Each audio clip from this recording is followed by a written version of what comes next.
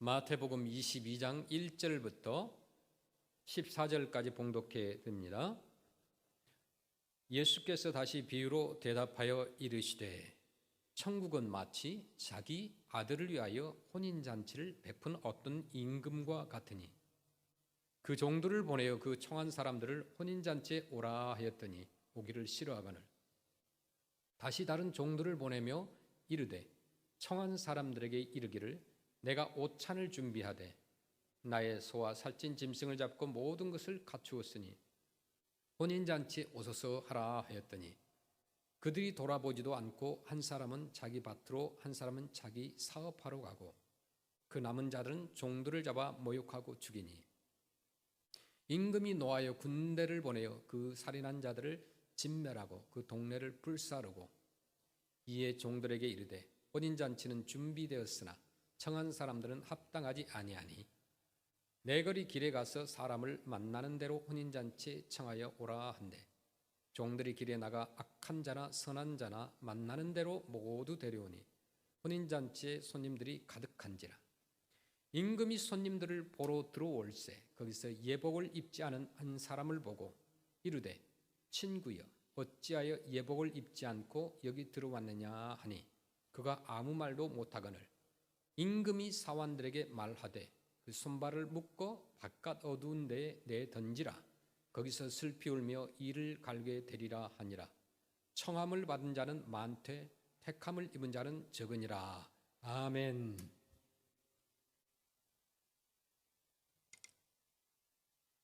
인생을 살아가다 보면은 남녀가 결혼을 합니다. 세상에서 가장 즐거운 일이 있다고 한다면 혼인잔치일 것입니다. 결혼을 한다는 것 자체가 큰 하나님께 영광이요 또 우리 인생들에게 있어서는 기쁨입니다. 오늘 말씀은 그 혼인잔치 비유입니다. 왕이 있었습니다. 왕이 아끼는 그 아들이 이제 결혼을 합니다. 그래서 잔치를 베풉니다. 왕에게 있어서는 그 어떤 기쁨보다도 자기 자신의 아들의 혼인잔치만큼 기쁜 일도 없었을 것입니다. 잔치에는 온갖 먹을 것으로 풍성합니다. 4절에 보면 소와 살찐 짐승을 잡았다고 했습니다. 얼마나 풍성한 잔치겠습니까? 예수님께서는 천국에 대해서 이렇게 말씀합니다. 천국을 어떻게 표현하면 가장 우리 인생들에게 쉽게 전달될까? 그래서 천국을 잔치에 비유하신 것입니다. 그만큼 기쁘고 풍성하기 때문입니다. 하나님은 이 천국 잔치에 모든 사람을 초청하셨어요. 그런데 이 잔치를 앞두고는 이상하게도 기쁨보다는 긴장감이 흐릅니다. 심판과 살육이 일어나고 뜻밖의 초대가 있고 뜻밖의 버림을 받는 사건이 일어납니다. 이는 왕의 초청을 거부하거나 왕의 초청의 의미를 잘 모르기 때문에 일어난 사건들이었습니다. 이 일은 이 비유 속에서만 일어난 일이 아니라는 거예요. 또 2000년 전 예수님께서 살아계셨을 때만 일어난 사건도 아닙니다. 바로 저와 여러분 현대를 살아가고 있는 우리 모두에게도 또 우리 주변에서도 일어나고 있는 사건이라는 거예요. 하나님은 오늘에도 말씀하시고 또 부지런히 많은 사람들을 초청하십니다. 우리가 이 초청을 가볍게 대해서는 안 된다는 거죠. 주께서는 오늘도 주님의 사람들과 말씀을 통하여서 선교사들을 통하여서 전도자들을 통하여서 우리의 마음을 두드리고 계신다는 겁니다.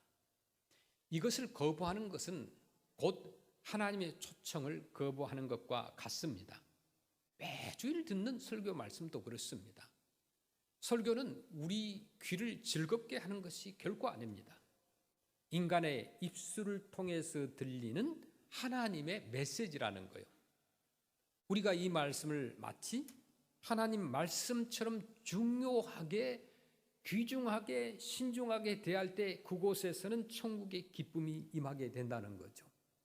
반면에 초청받고서 이 거부했던 사람들처럼 이 잔치를 하나님의 메시지를 가볍게 대하면 하나님의 진노를 피할 수 없을 것이라고 합니다. 이 비유 말씀에서 가장 주목할 것은 왕의 초청입니다.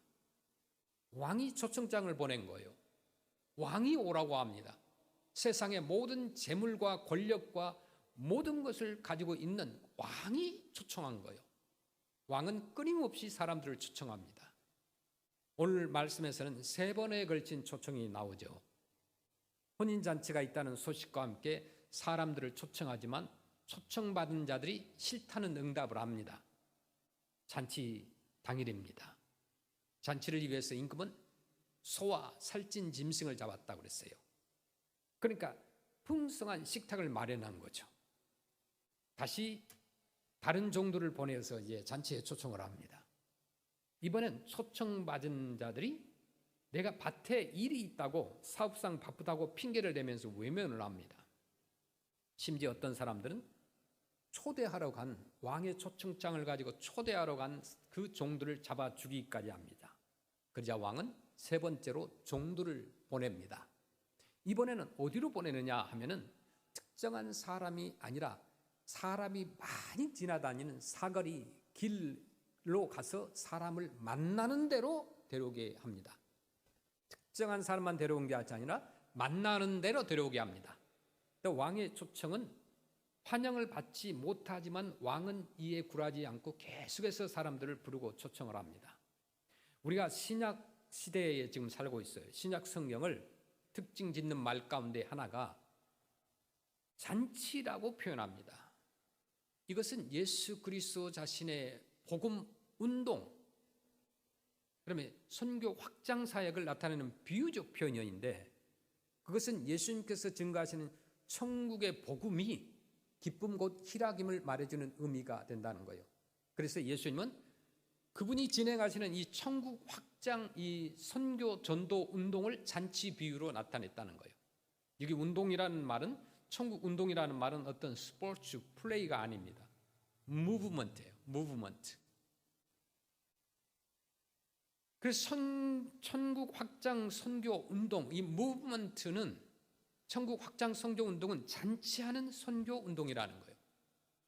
그것은 곧 예수님이 구원자라고 전파하는 복음 운동인 기쁜 소식으로 나타났습니다. 지금 예수님은 천국은 마치 자기 아들을 위하여 혼인잔치를 베푼 어떤 임금과 같다고 하는 비유를 말씀하고 있습니다. 여기 어떤 임금은 잔치를 베푸시는 주체자이신 하나님 자신을 나타내는 말씀입니다. 여기서 아들은 임금의 상속자죠. 왕의 아들이 왕이 죽은 후에 그 상속을 받죠. 여기에서 아들이라는 말씀은 독생자 예수 그리스도를 가리키고 있습니다. 그리고 그 아들의 잔치에 수종 들고 있는 여러 종류의 종들이 등장하죠. 여러 시대 여러 모양으로 이 천국 복음, 이 무브먼트를 위하여 보냄받은 복음의 사자들을 의미하는 거예요. 선교사요, 목사요, 전도사요, 또 우리 성도들이라는 것입니다. 첫째, 천국잔치의 초청을 거절한 유대인들을 한번 보겠습니다. 먼저 천국잔치의 초청은 그 청한 사람들에게 그 종들에 의해서 전달을 되었어요. 마태복음 22장 3절에 보니까 그 종들을 보내어 그 청한 사람들을 혼인잔치에 오라 하였더니 오기를 싫어하거늘. 여기에 청함을 받은 사람들은 누구냐면 이 당시의 유대인들입니다. 그 종들은 저들에게 메시아의 복음을 전한 구약의 선지자들, 특히 세례 요한이나 예수님 자신을 가리킵니다. 저들은 왕자를 위한 천국잔치를 거절했다고 하였습니다. 그 종들을 보내어 마태복음 22장 3절에 그 청한 사람들을 혼인잔치에 오라 하였더니 오기를 싫어하거늘 이라고 이렇게 말씀하죠. 아예 무조건 예수님의 복음을 거절하는 사람들을 가리키는 거예요. 그 다음 왕은 다시 다른 종들을 저들에게 보내어 초청하기를 계속했습니다. 마태복음 22장 4절에 다시 다른 종들을 보내며 이르되 청한 사람들에게 이르기를 내가 오찬을 준비하되 나의 소와 살찐 짐승을 잡고 모든 것을 갖추었으니 혼인잔치에 오소서 하라 하였더니, 그 종들은 위의 말씀대로 임금의 초청 메시지를 가지고 갔습니다. 그러나 왕의 잔치 초청에 대한 사람들의 반응은 참으로 심각했어요. 첫째는 한 부류는 임금님의 초청을 받았음에도 불구하고 아예 돌아보지 않았습니다. 관심 밖의 일로 여겼다는 거예요. 또 한 부류는 세상의 일 때문에 거절했습니다. 초청을 했는데도 불구하고 자기가 산 밭에 가야 한다는 이유로, 또 어떤 사람은 사업차 가야 한다는 이유로 거절하였어요. 이제 다른 복음서에 보면은 어떤 사람은 장가 들었다는 이유로 왕의 잔치 초청을 거절하기도 하였습니다. 세 번째, 그리고 또 다른 부류의 사람들은 왕에 대한 적대심을 가지고, 그러니까 하나님에 대한 적대심을 가지고 왕이 보낸 종들을 잡아서 능욕하고 죽이기까지 하고 말았다는 거예요. 저들은 예수님을 십자가에 죽이고 그의 제자들인 사도들을 핍박하고 능욕하고 심지어 죽이기까지 하였습니다. 스데반과 야고보는 죽임을 당하였습니다. 오늘날 이 천국 잔치 비유가 오늘을 살아가는 우리 크리스찬들에게, 신앙인들에게 얼마나 가깝게, 피부에 닿게, 바로 코앞에서 느낄 만큼 정확하게 비유하고 있는지 몰라요. 우리가 예수님을 전할 때 사람들은 먼저 거부합니다. 관심 밖으로 생각합니다. 심지어 복음을 전하는 선교사들을 죽이기도 합니다. 천국 복음운동에 대한 이 유대주의의 도전과 배은, 배약, 배신, 반신을 가리키는 말이에요. 하나님은 이러한 유대주의의 반기독교적, 반복음적인 살인죄에 대하여 노여워했다고 하였습니다.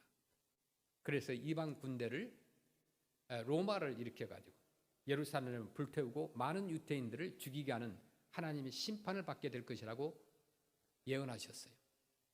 예수님께서 그렇게 예언하셨는데 이것은 주후 70년에 역사적으로 성취되고 말았습니다. 예수님을 거절한 유대인들이 받은 하나님의 진노의 심판이었어요. 돌 위에 돌 하나까지 없어지리라, 무너지리라고 했는데 로마 군대로 인하여서 처참하게 예루살렘이 망가뜨려지고 예루살렘 성이 무너지고 말았던 거예요. 그러니까 하나님의 진노의 심판이었습니다. 예수님은 이러한 유대주의적 반기독교 운동을 하는 자들은 천국잔치 초청에 불합당한 자들이라고 규정하였습니다. 혼인잔치는 예비되었으나 청한 사람들은 합당치 아니하다고 하였습니다. 이것은 천국 복음이 유대인에게서 이방인으로 전환되는 이유와 경위를 말하고 있는 것입니다. 나중에 이 사실을 가리켜서 바울과 바나바가 유대인들에게 말했는데 사도행전 13장 46절 말씀을 보시면은 바울과 바나바가 담대히 말하여 이르되 하나님의 말씀을 마땅히 먼저 너희에게 전할 것이로되 너희가 그것을 버리고 영생을 얻기에 합당하지 않은 자로 자처하기로 우리가 이방인에게로 향하노라, 이렇게 말씀합니다. 두 번째, 천국잔치에 초청받은 이방인들은 어떻게 반응했을까요? 자, 왕자를 위한 임금님의 잔치는 다시 다른 방향으로 전개되고 있어요. 또 다른 종들은 어디로 가느냐 하면 사거리 길에 가서 사람을 만나는 대로 혼인잔치 청하여 오라고 왕명을 받고 나갔습니다. 마태복음 22장 9절 말씀 보시면은 내거리 길에 가서 사람을 만나는 대로 혼인잔치에 청하여 오라 한대, 이렇게 말씀합니다. 여기 사거리라는 말은 길, 코너라는 말은 사람들이 가장 많이 드나드는 번잡한 거리인 것이에요. 사방으로 통하는 내거리를 의미하는 거예요. 동서남북으로 전파되는 이 우주적인 복음 운동의 확산을 가리킵니다.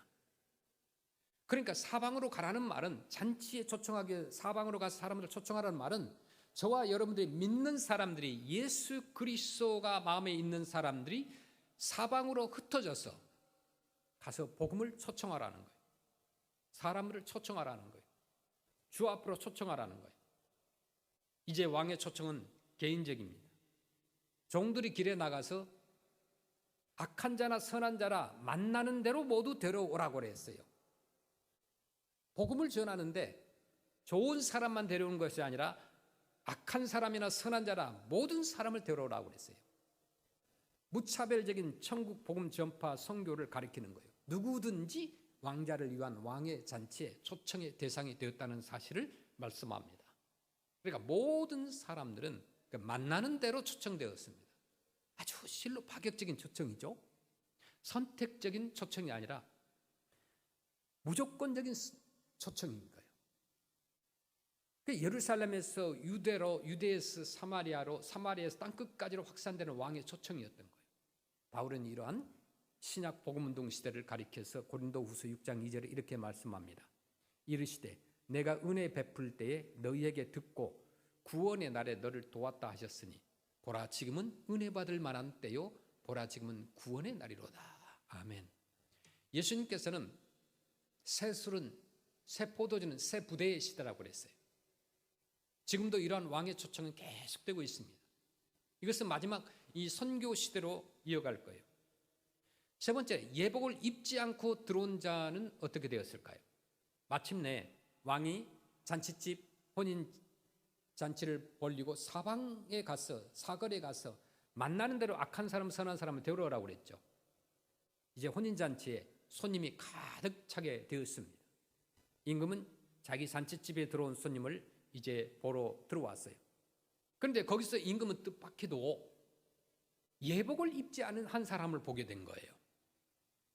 놀란 임금은 친구여 어찌하여 예복을 입지 않고 여기에 들어왔느냐라고 묻습니다. 그러나 그는 아무 말도 못하였어요. 자, 우리가 이 잔치집에 예복을 입었느냐 안 입었느냐 이 말씀을 더 이해하기 위해서는 그 당시에 근동 아시아에서는 잔치집에 초청받은 자가 예복을 입는 것은 아주 중대한 일이었습니다. 그래서 왕실이나 잔치집에서 큰 잔치를 배설할 때는 미리 잔칫날을 정하고 초청할 손님 수를 정하고 초청장을 보냅니다. 오늘날 결혼식에도 초청장을 보내죠. 그리고 자기 집에 초청받은 손님에게 선물로 줄 예복을 반드시 준비한 거예요. 그래, 결혼식에 초청을 하면 예복을 만드는데 히브리인들에게 있어서 값진 의복이라고 하는 것은 그 어떤 선물보다 그 당시에 귀하게 여겼던 거예요. 그래서 잔칫날에 초청받은 손님들이 자기 집에 들어올 때 미리 준비한 값진 예복을 선물로 주면은 손님들은 기쁘게 그 예복을 받아 입고 잔치집에 연회장으로 들어가게 됩니다. 물론 그 예복은 이미 입고 온 옷 위에다 덧 입는 어떤 가운이나 어깨에 두르고 걸쳐 입는 어떤 망토 같은 종류의 옷이었어요. 그런데 만약에 그러한 예복을 입지 않고 들어올 경우에는 어떻게 되느냐? 주인의 잔치를 경멸하는 행위로 간주하여서 그 자리에서 쫓겨나게 됩니다. 심지어 그 잔치가 왕이나 어떤 권력가의 잔치일 경우에는 처형하는 경우도 있었다고 그래요. 이런 잔치 풍습의 배경을 가지고 있는 것이 예복이었습니다. 오래전에 제가 대학부 때 20대 초반에 홍콩으로 미션 출입을 갔었습니다. 처음 미션 출입을 갔었는데 그 당시에 이제 그 홍콩에서 바다 가운데 그 가장 큰 그 레스토랑이 있었습니다. 그 레스토랑은 배를 타고 들어가야 돼요. 바다 가운데다가 이렇게 엄청난 크기로 식당을 만들어 놨어요. 뭐 몇 층짜리로 해가지고 배를 타고 들어가는데 거기에 그 당시에 이제 미션 출입을 가니까 홍콩에 사업가였던 우리 교포가 우리 미션 팀을 이렇게 초청을 했는데 가장 좋은 식당을 초청을 했습니다. 그런데 그 식당을 들어가기 위해서는 정장을 해야 됐어요. 그런데 우리가 선교를 갔는데 무슨 정장을 하고 갔겠습니까? 그런데 그분께서 초청해 주신 그분께서 염려 말라고 합니다. 왜냐하면 그 식당에는 1층에는 그냥 일반 사람들이 식사를 하는 곳이에요. 그다음에 2층에는 조금 더 고급진 곳이고 3층에는 더 고급 레스토랑이었습니다. 그 3층에는 아무나 들어갈 수 있는 곳이 아니라는 거예요. 그런데 그 식당 앞에 도달하니까 이미 다 연락이 돼가지고 거기에 그 웨이터하고 웨이트레스가 나와가지고 옷걸이에다가 다 옷을 다 걸어놨습니다. 정장을. 그런데 무슨 바지까지 입는 건 아니에요. 위에만 이렇게 걸쳐 입는 거예요. 그래서 그 옷을 입고 나서야 그 식당 안으로 들어갈 수가 있었습니다. 뭐 식당이 뭐 그렇게 화려하고 뭐 비싸고 뭐 그런 것인지는 모르겠지만은 어쨌든 초청을 받았으니까 거기에는 아무나 들어갈 수 없다는 규칙이 있었던 거예요. 그래서 예복을 입은 사람들, 그 망토 같은 그 양복을 입고 그 레스토랑에 들어가 앉아 있을 때 한 사람 한 사람이 와서 서비스를 제공하는 거예요. 그러니까 그 식당에 들어갈 때 정장을 입지 않은 사람은 손님이 아니라는 거죠. 접대받을 수가 없었습니다. 그런 기억이 있어요. 그래서 옛날 근동 아시아에서는 그런 잔치 때마다 손님들에게 오면은 선물을 주는 그런 풍습이 있었는데 그 선물이 바로 예복이었다는 거예요. 지금처럼 옷이 너무나 다양하고 또 다양한 디자인과 뭐 얼마나 많은 옷이 또 우리에게 있잖아요. 사고 싶은 옷은 언제든지 살 수 있습니다. 그런 시대가 아니었기 때문에 옷이라고 하는 선물이라는 것은 어떤 선물보다 귀중한 것이었습니다. 그리고 왕의 잔치의 예복이라고 한다고 한다면 그 옷이 얼마나 화려하고 아름답겠습니까? 그래서 그 왕의 잔치에 예복을 입지 않는다면 처형되는 경우도 있었다는 거예요. 그런데 지금 왕의 잔치집에 예복을 입지 않고 들어온 자가 있었습니다. 이 왕은 누구예요? 하나님이라고 그랬어요. 그런 왕의 질문 앞에서 왜 들어왔느냐? 당신은 왜 예복이 없느냐라고 물었을 때 아무 말도 못합니다. 아무 말도 하지 않는다는 말은 무엇입니까? 무언의 반항이죠. 도전입니다. 임금의 명령이 사원들에게 드디어 떨어졌습니다. 예복을 입지 않은 자의 첫째 어떻게 하라고 그랬어요? 수족을 결박하라고 그랬어요. 손과 발을 묶으라고 그랬어요. 두 번째, 바깥 어두움에 내어 던지라고 그랬어요. 바깥 어두움이라고 하는 것은 잔치집이 천국이라고 한다면은 천국과 상반되는 곳이 어딜까요? 지옥을 말하는 거예요. 세 번째는 거기서 슬피 울며 이를 갈미 있으리라고 했습니다. 돌이킬 수 없는 영원한 고통의 연속을 말하고 있습니다. 그렇다면 여기 예복을 입지 않은 자의 정체는 누구일까요? 많은 잔치 손님이 왔습니다. 초청받아 왔습니다. 그 가운데 한 사람이 예복을 입지 않았어요. 그 예복을 입지 않은 그 사람의 정체가 누구냐 이거예요. 오늘날 영적으로 이렇게 해석할 수 있습니다. 첫째는 거듭나지 못한 자, 육으로 난 육이 그대로 있는 자입니다. 교회에 초청을 받았지만은 교회는 나오지만은 아직 거듭나지 못한 자, 예수님을 믿지 않은 자예요. 두 번째는 하나님이 주신 믿음, 생명에 이르는 회개를 전혀 맛보지 못한 자였습니다. 우리가 예수님을 믿게 되면 확신한 하나님의 자녀가 되면 내가 회개하게 됩니다. 회개하게 이를 때에 생명에 이르게 되고 믿음을 갖게 되는 거예요. 세 번째는 따라서 어린 양 예수의 피에 그 옷을 씻어 희게함을 받은 사제의 체험이 전혀 없었던 자였다는 거예요. 예수님을 전혀 모르는 자라는 거죠. 십자가의 보혈의 능력을 체험하지 못한 자라는 거죠. 깨닫지 못한 자라는 거예요. 네 번째는 물론 칭의의 경험을 맛보지 못한 자입니다. 아직 의로움을 칭함을 받지 못한 자라는 거예요. 다섯 번째는 예수님을 믿음으로 받은 구원 은총의 감격한 빛의 갑옷, 옳은 행실의 세마포는 생각조차 할 수 없는 자라는 거예요. 그는 교인 행세는 할 수 있었으나 진정한 크리스찬은 되지 못한 자였다는 거예요. 얼마나 오늘날 신랄하게 오늘날 교회와 또 오늘날 성도들에게 얼마나 이 말씀이 적용되는지 우리가 놀랍지 않습니까? 영의 세계를 모르는 자예요. 주님은 여기에서 처음에 초청을 거부했던 자들이나 초청을 받고도 예복을 입지 못해서 쫓겨난 사람들은 예외 없이 택함을 받지 못한 자들이라고 규정했어요. 그래서 본문 22장 14절에 그렇게 말씀합니다. 청함을 받은 자는 많되 택함을 입은 자는 적으니라. 청함을 받은 자는 많아요. 잔치집에 교회 오는 사람은 많아요. 오라고 하니까 오는 사람 많아요. 그러나 택함을 입은 자는 적다고 말씀합니다. 바로 여기에 오늘 지상교회의 불완전함이 있다는 거예요. 왕의 잔치집에서 입은 예복은 예수님을 믿음으로 말미암아 은혜로 받은 사제와 칭의의 옷을 가리킵니다. 예수 그리스도의 십자가의 의를 덧입는 것을 의미하는 거예요. 자, 사랑하는 성도 여러분, 예수님께서 들려주신 천국 잔치와 그 잔치집에로의 초청은 하나님 자신께서 죄인된 우리 인류에게 나타내는 구원의 무브먼트를 계시하는 비유입니다.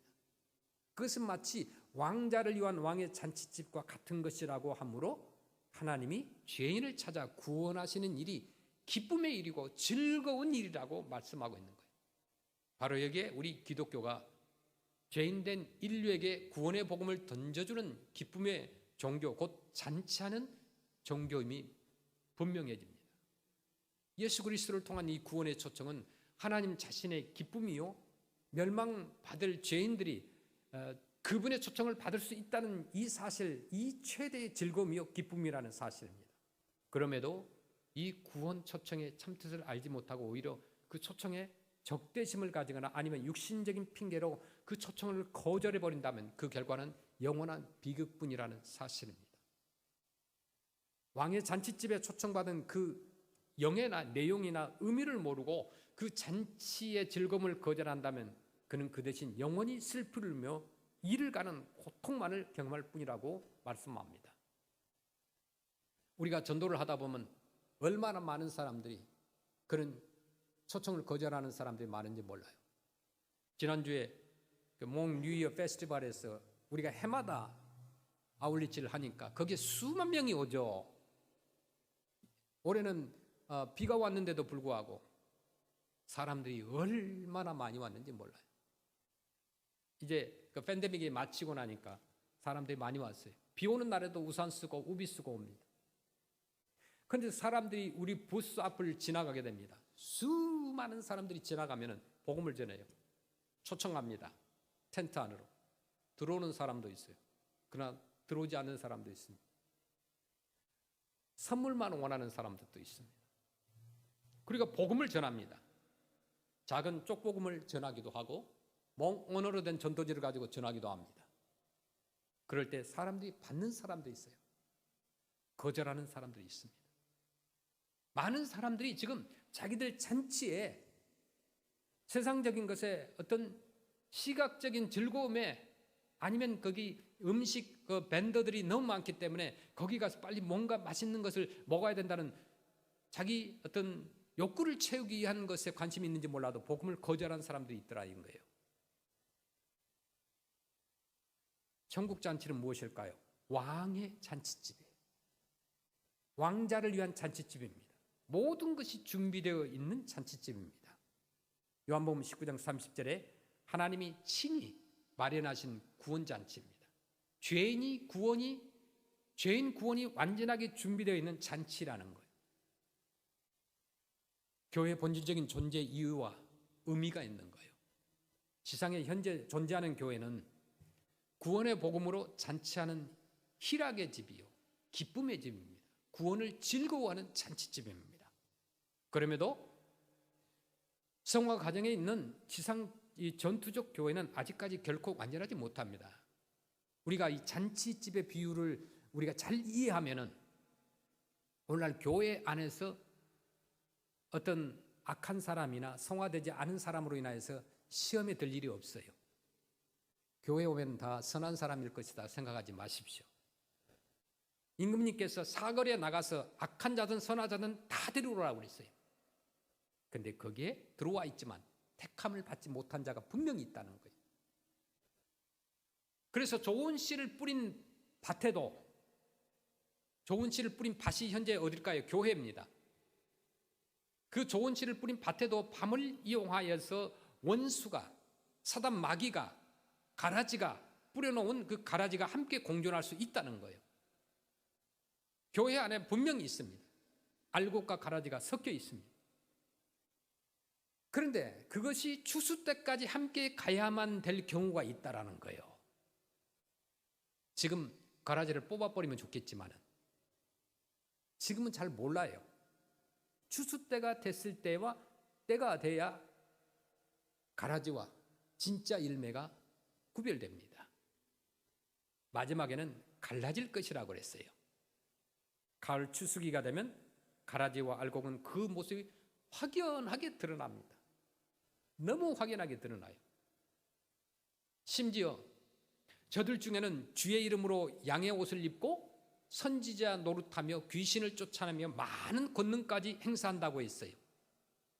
그러니까 오늘날 쉽게 말하면 설교를 하고 목회를 하고 선교를 하고 그런 사람도 있지만 그런 사람들 가운데도 양의 옷을 입고 선지자 노릇을 하는 사람이 있다라는 거예요. 뭐 귀신을 예수님의 이름으로 쫓아내기도 하고 많은 권능까지 행사하는 사람이 있다는 거예요. 그러나 그런 사람들 가운데도 마지막에 분명히 나뉘어진다는 거예요.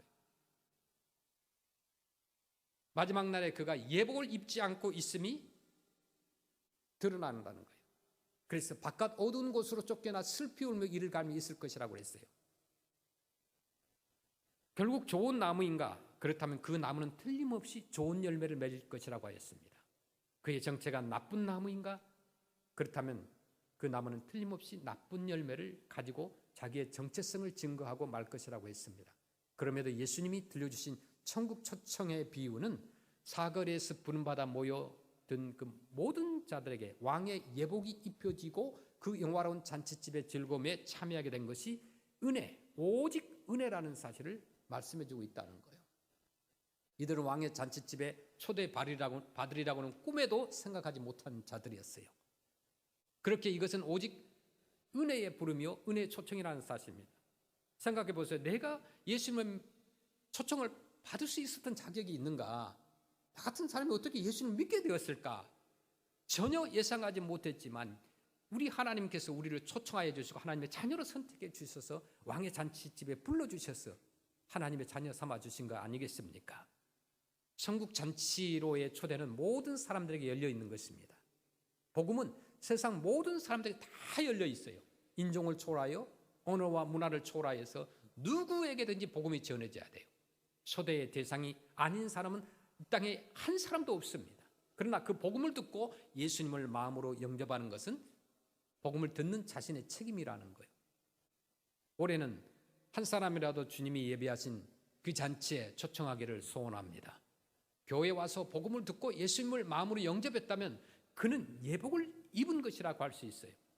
오늘 우리가 이 말씀을 들을 때 다시 한번 내 자신의 상태를 점검해 보는 자세가 필요합니다. 나는 지금 예복을 입고 있는가? 그렇다면 우리는 천국 잔치에 기쁨에 참여할 수가 있는 거예요. 이것이 바로 저와 여러분 자신이라는 사실입니다. 그래서 그 하나님께서 부어주신 억만배의 은혜뿐이라는 거예요. 예정과 선택의 은혜, 부름의 은혜, 거듭남의 은혜, 믿음과 회개의 은혜, 칭의의 은혜, 하나님의 자녀됨의 은혜, 성화의 은혜, 오래 참으심의 은혜, 마침내 영화에 이르는 영광의 은혜라는 거예요. 이 모든 은혜를 누리며 살기를 축원합니다. 천국 잔치에 참여하여서 우리 모두가 정말 기쁨으로 그 왕의 잔치에 참여하여 함께 즐기며 먹고 마시며 아름다운 천국을 바라보면서 힘든 세상을 승리하는 그런 한 주간이 되시길 주의 이름으로 축원합니다. 아멘.